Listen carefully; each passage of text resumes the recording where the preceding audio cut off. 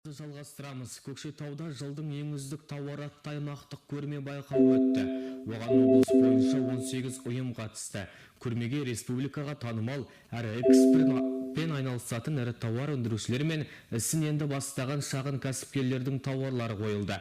Толығырақ әріптесімнің бейнематериалында. Нан, сүт, шұжық өнімдер, жартылай дайын өнімдер, ұлттық тағамдар мен ағаш бұйымдары мен кірпіш. Әрбір кәсіпорын өз өнімін таныстырды. Көрме қонақтары мен қатысушылар тауарлармен танысып, дәмін татып, тіпті кей тауарлардың беріктігін сынады. Цель не в том, чтобы там победить. Көпшілік үшін жеңіс маңызды емес, бастысы аталмыш көрмеге қатысу, яғни кәсіпкерлер өз тауарларын таныстыруға, бәсекелестермен танысып, нарыққа шығуға мүмкіндік алып отыр. Көрменің арқасында сұраныс пен ұсыныстар тұруға болады. Көрмеге қатысушылардың бірі Целиноград ауданы Қоянды ауылындағы кәсіпорын. Бұл ағаштан жасалған ұлттық бұйымдар. Мұның барлығын бар жоғы 4 адам жасайды. Алдағы уақытта 500 адамға арналған киіз үй құруды жоспарлап отыр. Бұл көрмеге мен бірінші рет қатысып отырмын.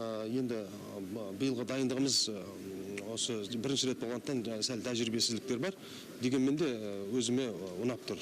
Осы көрменің арқасында біз бір өзімізге бір клиенттің жаңағы алушы, сатып алушылардың осыны қызықтайтын адамдардың осыны қолдау табамыз деген ниеттеміз. Жеңімпазды анықтау критерийі экологиялығы, табиғилығы, сертификат пен сұраныстың болуы. Осындай талаптарға сай деп танылған Енки серіктестігі Родина агрофирмасы мен тұрмыстық химия зауыты бірінші орынға ие болды. Кәсіпорындардың әрқайсысына 150 мың теңге көлемінде ақшалай сыйақы берілді. Ал екінші орындарға 100 мыңнан, үшіншіге 70 мыңнан тиесілі болды. Гүлмира Ахметова, Сания Коврасарова, Василий Вережников, Аймақ ақпарат.